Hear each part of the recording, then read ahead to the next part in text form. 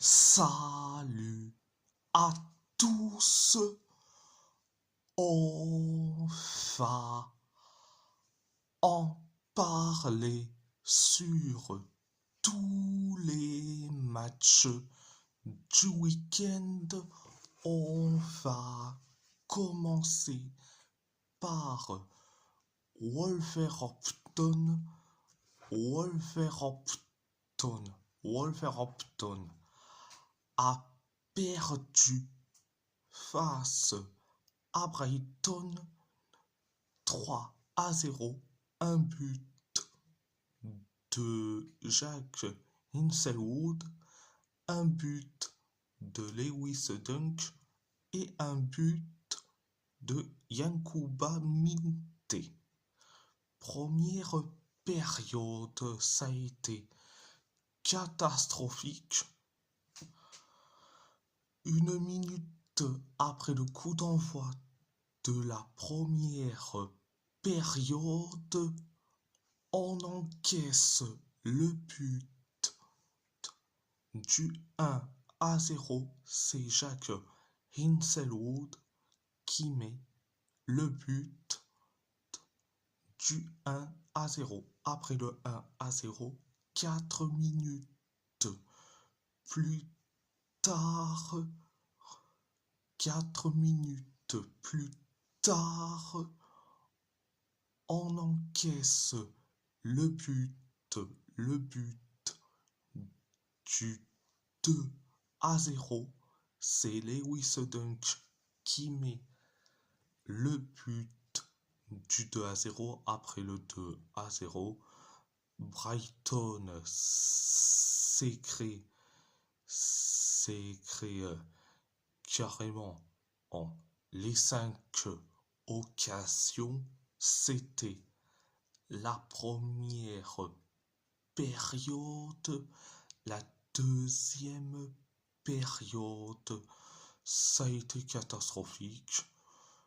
Brighton s'est créé que 2 occasions et nous, ça a été la même chose. Et Brighton s'est créé que 2 occasions et nous, on s'est créé que une seule occasion et Brighton s'est créé que 2 occasions et après on encaisse le but du 3-0. Du 3-0, c'est Yankuba Minte qui met le but du 3-0. Après le 3-0, on s'est créé que les 2 dernières occasions, c'était la deuxième période. Bon, je vais dire franchement, on est déjà dans le ridicule comme pas possible. Là, on s'enfonce déjà dans le ridicule. Franchement, sur toutes les compétitions nationales et surtout en championnat, on est ridicule. On est la risée de la PL et je vais dire franchement, on est la risée tout court. Et je dis franchement,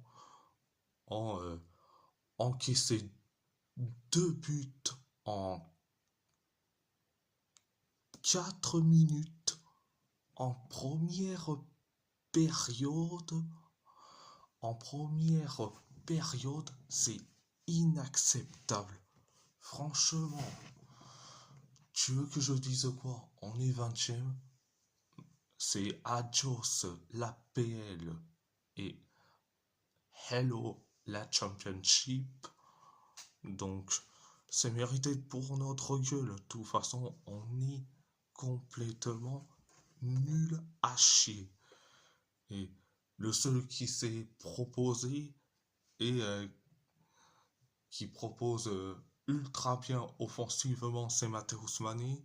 Les autres, ils sont certes nuls à chier et Joao Gomez, il a déjà la tête à son prochain transfert. Ça parle de lui à l'Atlético Madrid. Euh, donc bonne chance pour Joao Gomez. Donc voilà, franchement, déjà que on est nul à chier. Et donc franchement, je dis franchement, pourquoi tu as fait sortir Matteo Ousmane et c'est lui qui s'est créé et les occasions qu'il pouvait, malheureusement, contrairement aux autres qui se donnent pas à fond, tu le sors, tu fais rentrer qui? Jean Richner, Bellegarde, pour au final être nul. Le nul à chier. Franchement, c'est inacceptable. Franchement, en Pedro Lima, il a fait de son mieux, mais tu veux que je dise quoi? Ah, il a fait de son mieux, euh, au même titre que son remplaçant en Rodrigo Gomes.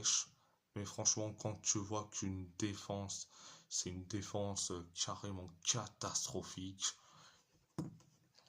La charnière Yerson Mosquera, Santiago Bueno et Tochi Gomez, c'est d'une catastrophisme à l'état pur. Franchement, oh, pourquoi Ladislav Krejci n'était pas titulaire? Franchement, il faut se poser des questions. T'as plus rien à perdre. T'es 20e de PL. Le, tu peux dire hello la championship, mais vu que dans cette équipe on a une direction incompétente, un coach incompétent, hein, et surtout carrément des joueurs nuls à chier à part Mateus Mane qui se donne à fond et Pedro Lima qui fait de son mieux. Le reste, c'est du tocarisme en bois. Donc, voilà. À part ça, c'est tout. On va parler, parler de Galatasaray. Galatasaray a gagné face à Antalya Sport 4-2. Un but de Mario Lemina, un doublé donc un sur penalty de Victor Osimhen et un but de Khan Ayan pour les Chimbomb, un doublé de Soner Dikmen pour Antalyaspor. La première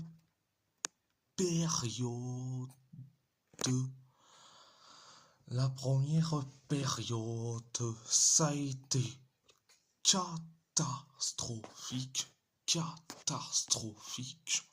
Donc, Antalyaspor s'est créé que une seule occasion et nous, on s'est créé que carrément,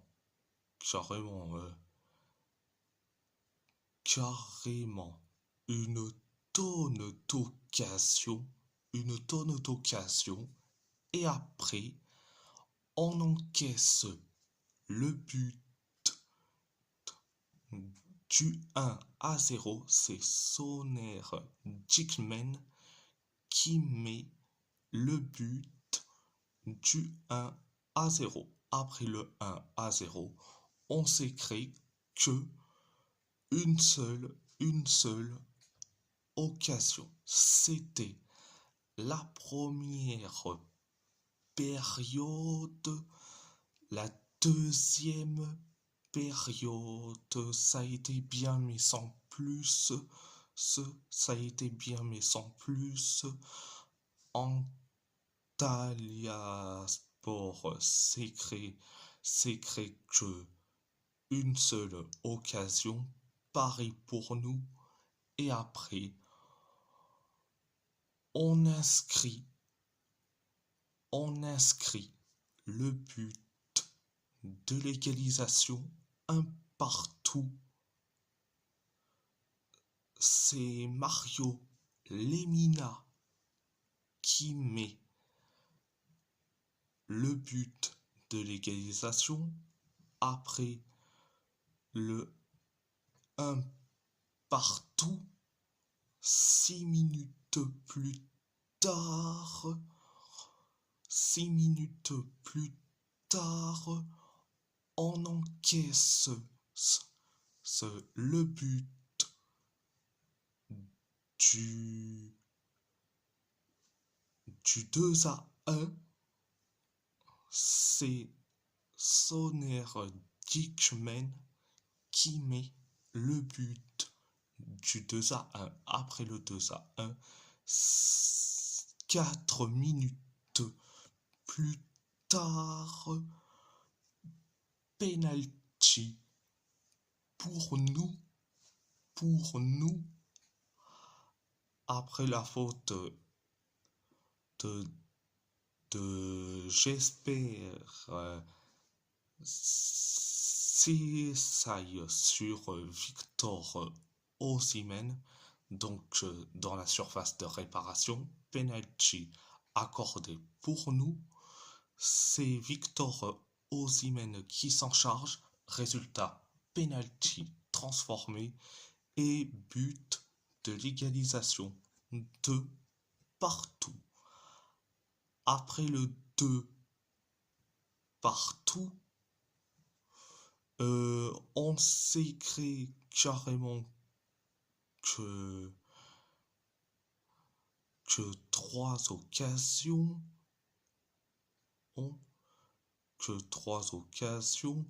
Antalya Sport s'est créé que une seule occasion et nous on s'est créé que 3 occasions. Et après on inscrit le but du 3-2. C'est Victor Osimhen qui met le but du 3-2. Après le 3-2, Antalya Sport s'est créé que 2 occasions. Et après, on inscrit le but du 4-2. C'est Canalian qui met le but du 4-2. Et après, c'était la deuxième période.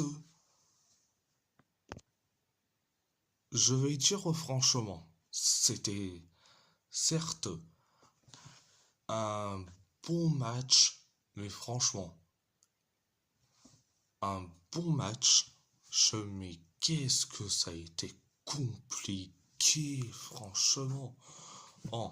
Se faire encaisser 2 fois, surtout en première période où tu as dominé et tu as dominé sur la possession, sur les tirs, etc. Et tu encaisses un but, franchement, c'est d'une catastrophisme à l'état pur. Et là, t'as encore encaissé et un deuxième but sur des erreurs, franchement, c'est catastrophique. Alors, je dis franchement, Euh,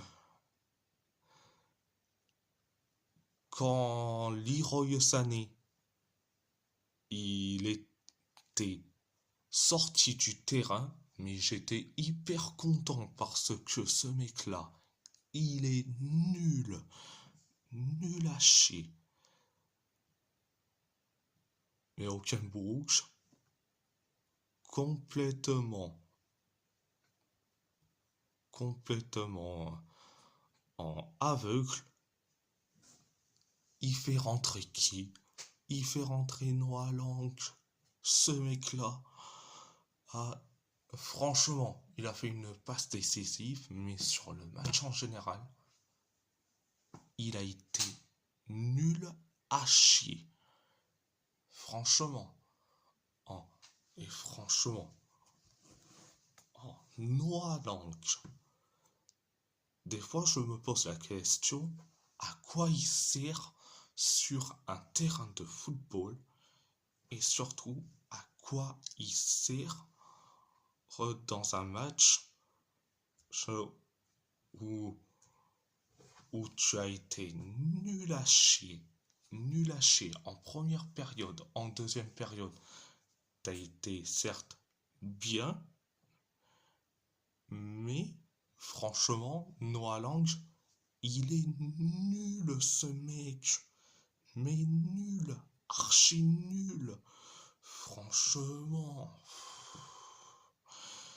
Et franchement. Oh. Et quand j'ai vu que. Et quand j'ai vu que. Une info que ça pourrait être. Et je me dis franchement, j'ai vu cette info et ça me fait certes plaisir que Noah Lang je, ne, ne sera pas à Galatasaray la saison prochaine. Galatasaray ne lèvera pas l'option d'achat d'une valeur de 30 millions d'euros. Et franchement, merci la direction. Ils ont vite fait compris que ce mec, c'est juste une arnaque en plus, au même titre que Leroy Sané. Mais bon, bref. Et quand j'ai entendu euh, que Galatasaray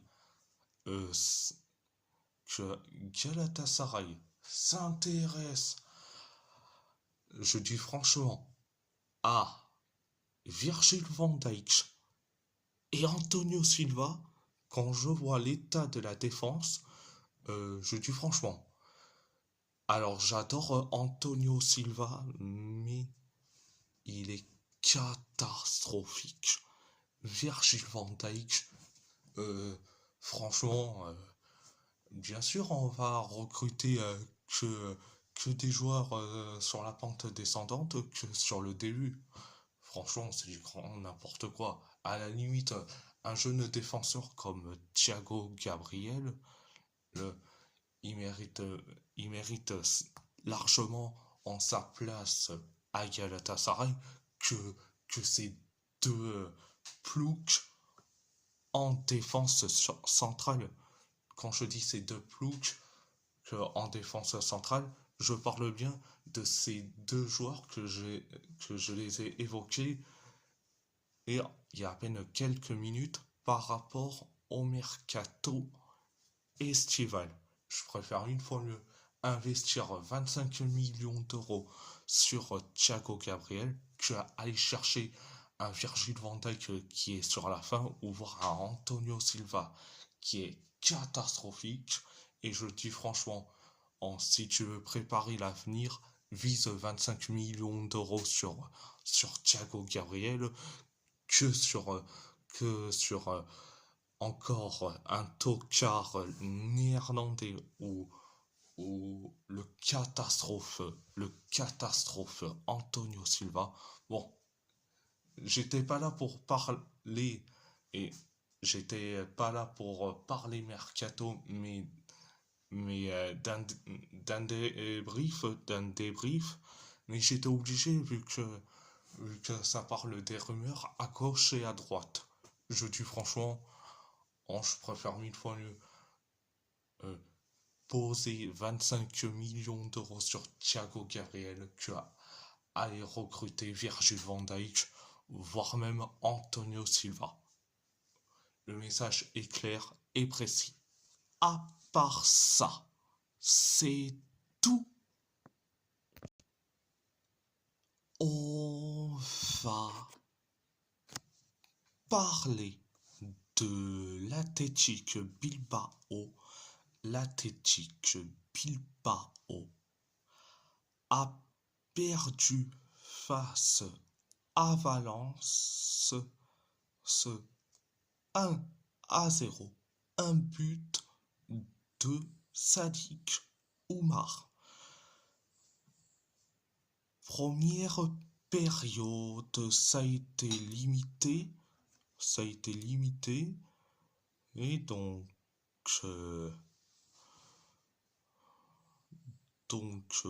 on s'est créé que deux occasions. Valence s'est créé que une seule occasion. Pareil pour nous. Pareil pour Valence. Et après, penalty pour Valence. Après une main ou un bras d'Alejandro Rego, donc sur la surface de réparation. Penalty pour Valence, c'est Hugo Douro qui s'en charge. Résultat, penalty raté. Donc, après le penalty raté de Hugo Douro, on s'est créé que une seule occasion et Valence s'est créé que deux occasions. C'était la première période, la deuxième période, ça a été catastrophique. On s'est créé que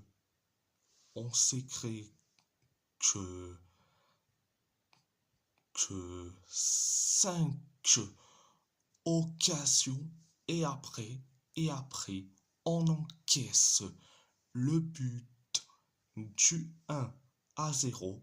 C'est Sadik Oumar qui met le but du 1-0. Après le 1-0, on s'est créé que trois occasions. Valence s'est créé que une seule occasion. Et nous, on s'est créé que les deux dernières occasions. C'était la deuxième période. Alors je vais dire franchement, franchement, première période, ça a été correct. Heureusement que Hugo Douro a loupé son penalty, c'était tant mieux. Mais franchement, en deuxième période, mais c'était catastrophique. Franchement, notamment sur le but du 1-0, on est complètement à l'ouest. Franchement, on était à l'ouest. Mais bon, bref, c'était la deuxième. C'était la deuxième période. À part ça, c'est tout. On va parler de l'AS Roma. L'AS Roma a gagné face à Parma. Calcio 3-2. Un but de Gabriel Strefezza, un but de Mandela Keita et un carton rouge de Sacha Bricgli pour Parma, un doublé, donc un sur penalty de Daniel Malen et un but de Devine Range pour les Romanisti. Première période, ça a été bien, mais sans plus. Ça a été bien, mais sans plus. Donc,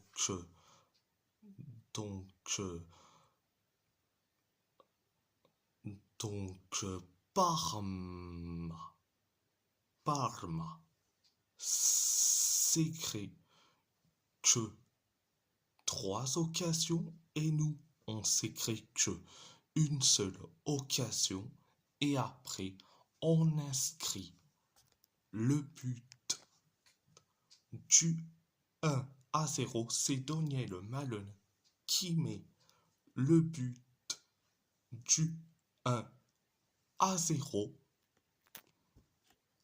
Après le 1-0, on s'écrit que une seule occasion. Parma s'écrit que 4 occasions. C'était la première période. La deuxième période, ça a été limité. Donc, 2 minutes après le coup d'envoi de la deuxième période, on encaisse le but de l'égalisation, 1-1. C'est Gabriel Strefezza qui met le but de l'égalisation. Après le 1-1, on s'écrit que une seule occasion. Parma s'écrit pareil que une seule occasion et nous, ça a été la même chose, pareil pour Parma et nous, on s'écrit que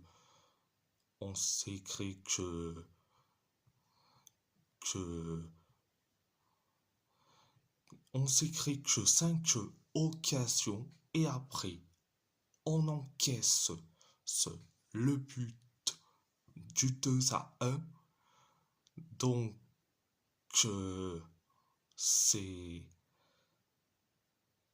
Mandela Keita qui met le but du 2-1. Après le 2-1, on s'écrit que 3 occasions et après on inscrit le but de l'égalisation de partout. C'est Devine Range qui met le but de l'égalisation après le de partout. Penalty. Quelques minutes plus tard, penalty pour nous, après la faute de Sacha Bricgli sur Devine Range. Résultat, penalty accordé pour nous. Carton rouge pour Sacha Bricgli.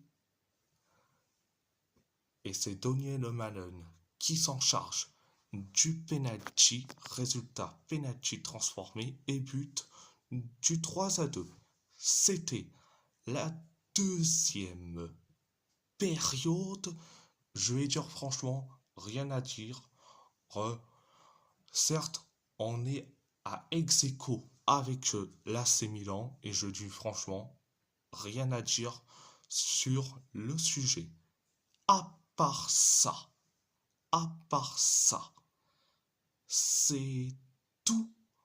On va parler et du FC Porto. Le FC Porto a perdu face à AVS 3-1, un doublé de Rony et un but d'Aderlan Santos pour AVS, un but de Denise Gull pour les Portistaches.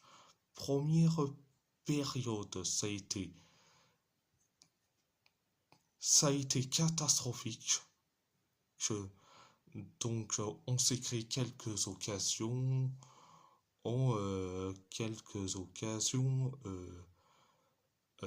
AVS s'est créé qu'une seule occasion et après on encaisse le but du 1-0. C'est Rony qui met le but du 1-0. Après le 1-0, AVS s'est créé quelques occasions et nous on s'est créé quelques occasions. C'était la première période.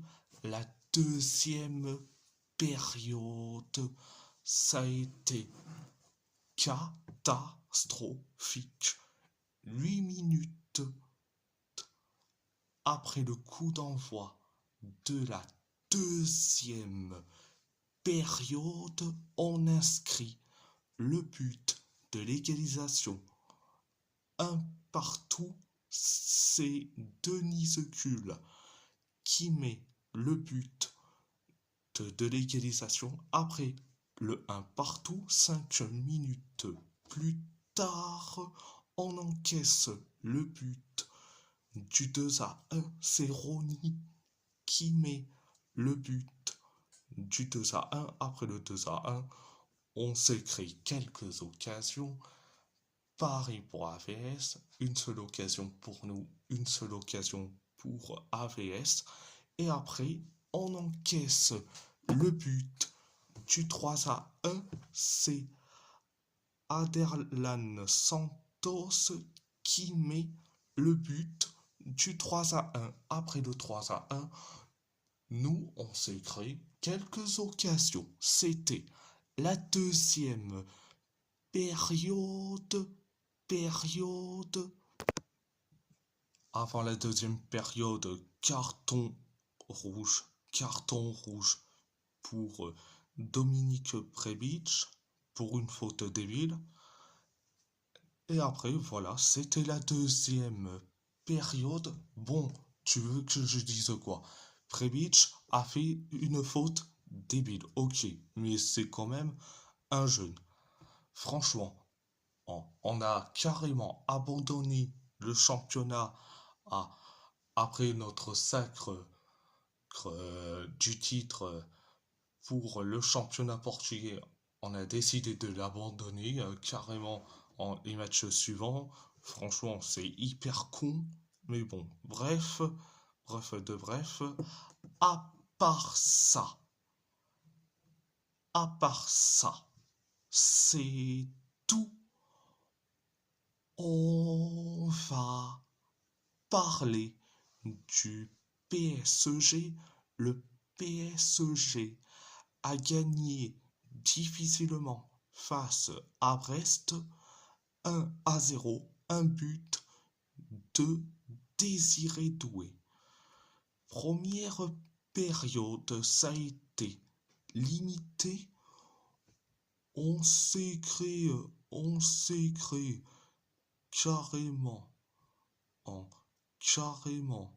que cette occasion, Brest s'est créé que une seule occasion et nous on s'est créé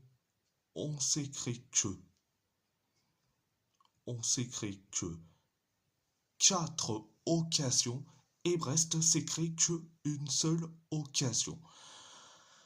C'était la première période. La deuxième période, ça a été bien, mais sans plus.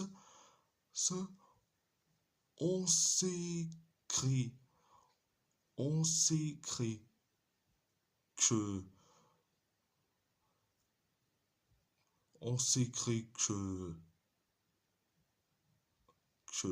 10 occasions et après on inscrit le but du 1-0. C'est Désiré Doué qui met le but du 1-0. Après le 1-0, reste s'écrit que une seule occasion et nous, on s'est créé que les deux dernières occasions. C'était la deuxième période de, je vais dire franchement, rien à dire. Certes, une victoire minimaliste 1-0, c'était certes parfait, mais j'ai bien aimé le match de Renato Marin pour ses arrêts. Et je vais dire franchement, et c'est là où je vais évoquer un peu la sélection italienne. Désolé, et au passage, est-ce que Renato Marin mérite d'être convoqué par Silvio Balcini et après et ces deux matchs face à Lorient et Brest, je vais dire franchement, ça serait mérité. Tu ramènes Donnarumma, Caprile et Marine, ça serait parfait pour la nationale. Mais bon, bref, on est certes très content, on est toujours premier, donc voilà. Et si la vidéo vous plaît, abonnez-vous, abonnez-vous à ma chaîne YouTube, likez, commentez si vous avez, likez, commentez si vous avez envie ou pas, c'est votre choix, votre choix. À part ça, je vous laisse et merci beaucoup, un grand merci beaucoup.